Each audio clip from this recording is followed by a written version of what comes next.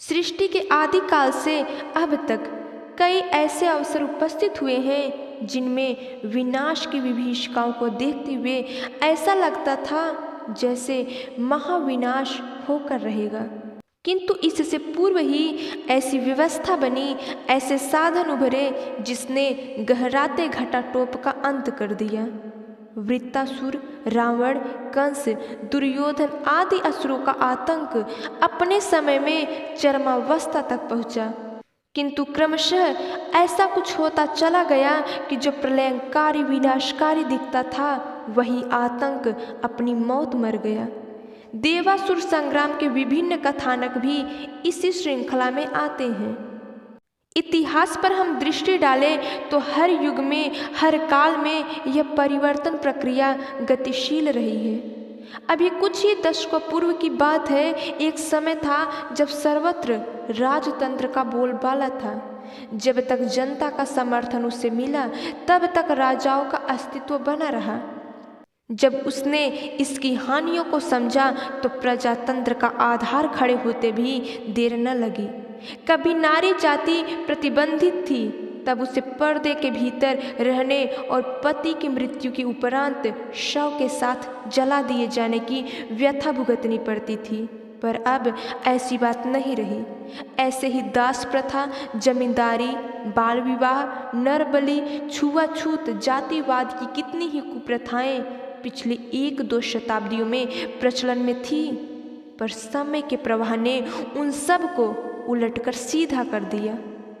अगले दिनों यह गति चक्र और भी तेज होने जा रहा है, ऐसी आशा बिना किसी दुविधा के की जा सकती है। यह सत्य है कि पिछले समय की तुलना में अब कार्य अल्प समय में ही संपन्न होने लगे हैं। पहले जिन कार्यों के पूरे होने और व्यापक बनने में सहस्त्राब्दियां लगती थीं, अब वे दशाब्दियों में पूरे हो जाते हैं। ईसाई धर्म जिस गति से संसार में छाया वह सर्वविदित है। यही बात साम्यवादी विचारधारा के साथ भी देखी जा सकती है, जिसने 100 वर्ष के अंदर ही विश्व के 2/3 लोगों को अपने में समाहित कर लिया।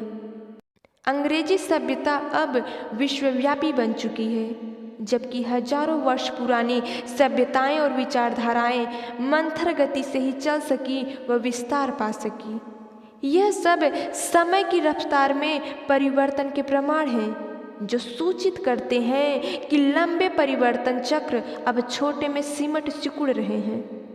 500 वर्ष पूर्व का यदि कोई व्यक्ति आज की इन बदली परिस्थितियों को देखे तो उसे यही लगेगा कि वह किसी नई जगह, नई नगरी में पहुंच गया है, जहां मनुष्य को तथाकथित रिद्धि सिद्धियां हस्तगत हो गई है। विद्युत से लेकर टेलीकम्युनिकेशन, कंप्यूटर आदि ने धरती पर चमत्कारी परिवर्तन कर दिखाए हैं। लगता है मानवीय बुद्धिमत्ता अपनी पराकाष्ठा तक पहुंच चुकी है, जहां वह कुशाग्रता एवं तीव्र गति चक्र के सहारे कुछ भी करने में समर्थ है।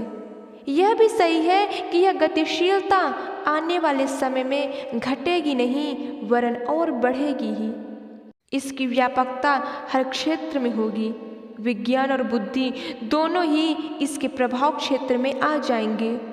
रीति रिवाजों और गतिविधियों में सिर्फ क्रांतिकारी परिवर्तन ही नहीं होंगे, वरन उसी क्रांतिकारी ढंग से वे अपनाए भी जाएंगे।